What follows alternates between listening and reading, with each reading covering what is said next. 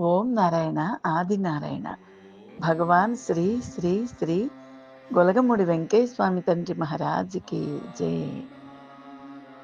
ఈ వెంకయ్య స్వామి తండ్రి చరిత్రలలో, పారాయణలలో మేము ఎంతోమంది అవధూతల్ని చూసామండి. చాలామంది మీకు ఎపిసోడ్లలో చెప్పాను, ఎంతమంది మహాత్ముల్ని సజీవంగా ఉన్న అవధూతల్ని దర్శనం చేసుకున్నాము. అలాగే ఎక్కడికి వెళ్ళినా వెంకటేశ్వర తండ్రి చరిత్ర తీసుకెళ్ళేదాన్నండి. ఆయన చరిత్ర ఎన్నిసార్లు నేను పారాయణ చేశాను అనేది నాకు ఒక కవచంలాగా ఆ స్వామి చరిత్ర పారాయణలు ప్రతి క్షణం మా కుటుంబాన్ని కాపాడుతూనే ఉండేవండి.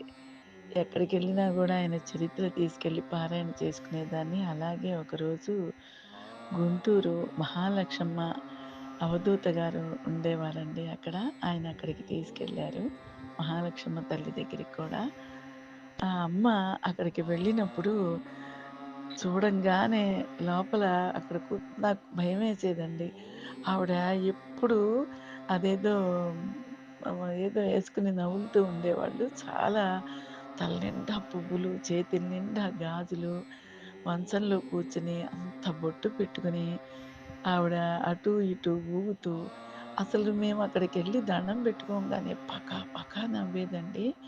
అసలు ఎందుకు నవ్వుతుందో తెలిసేది కాదు. ఆ నవ్వు చూసి నా గుండెల్లో భయమేసేది.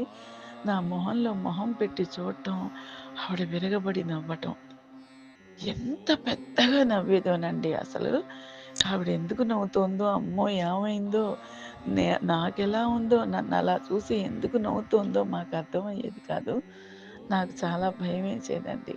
ఆ అమ్మ దర్శనం చేసుకున్నాము. తర్వాత ఆవిడ పాదాలు తాకి నమస్కారం చేసుకున్నాము. ఒక పక్కమ్మటి కూర్చుని నా వెంకటేశ్వర తండ్రి చరిత్ర ఒక 2 పేజీలు చదువుకొని అమ్మ ఆశీర్వాదం తీసుకొని వచ్చామండి. తర్వాత అక్కడే ఒక చోట ఇటువైపు మన విజయవాడ దగ్గరే ర్యాలీ అని ఉండేదండి. 7 శనివారాల వెంకటేశ్వర స్వామి అంటారు. అక్కడ దగ్గరలో వాడపల్లి దగ్గరలో ర్యాలీ ఉండేదండి. అక్కడ దర్గయ్య స్వామిని ఒక అవధూత గారు ఉండేవారు. అక్కడికి కూడా తీసుకెళ్ళారండి.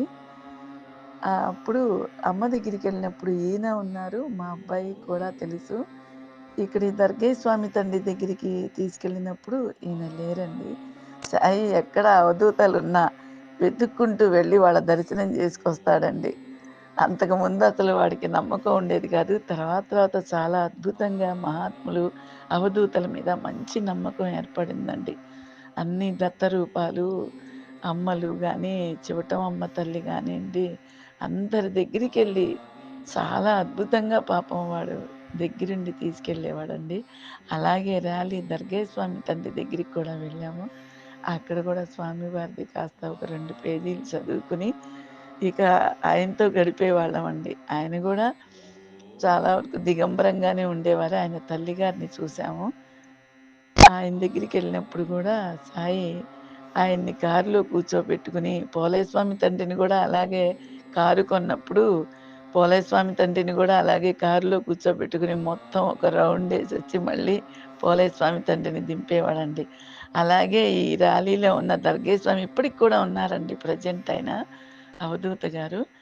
అక్కడికి కూడా వెళ్ళి ఆ స్వామివారిని గూడా కూర్చోబెట్టుకుని చక్కగా అవన్నీ తిప్పి, ఆయన దగ్గరికెళ్ళి ఆయనకి నీళ్లు పోసి, ఆయన కాళ్ళు పిసికి సేవ చేసేవాళ్ళమండి. ఆ తల్లిగారు గూడా చాలా చాలా బాగా చూసేవారు మమ్మల్ని. ఈ ఈ స్వామివారు ఇక మేము వెళ్తుంటే ఆ దర్గయ్య స్వామి తండ్రి మా అబ్బాయి చెయ్యి పట్టుకుని వెళ్ళొద్దని, ఇక్కడే ఉండమని చెయ్యి గుండెలకి హత్తుకుని చెయ్యి వదిలిపెట్టేవాడు కాదండి ఆ అవధూత గారు. ఇంకా వదల్లేక వచ్చినట్టు ఆయన రా, రా అని పిలిచి సాయి చెయ్యి పట్టుకుని వదిలేవాడు కాదండి ఆయన. మేము చాలా చాలా ఆశ్చర్యపోయేవాళ్ళమండి అసలు.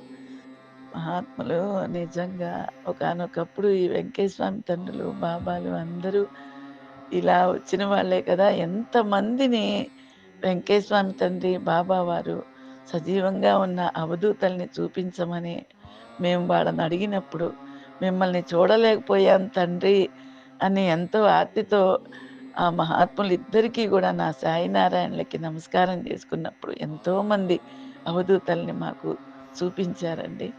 జన్మ జన్మలకి కూడా సాయి నారాయణుల రుణం మేము తీర్చుకోలేము. ఓం నారాయణ ఆది నారాయణ. భగవాన్ శ్రీ శ్రీ శ్రీ గొలగముడి వెంకయ్య స్వామి తండ్రి మహారాజుకి జై.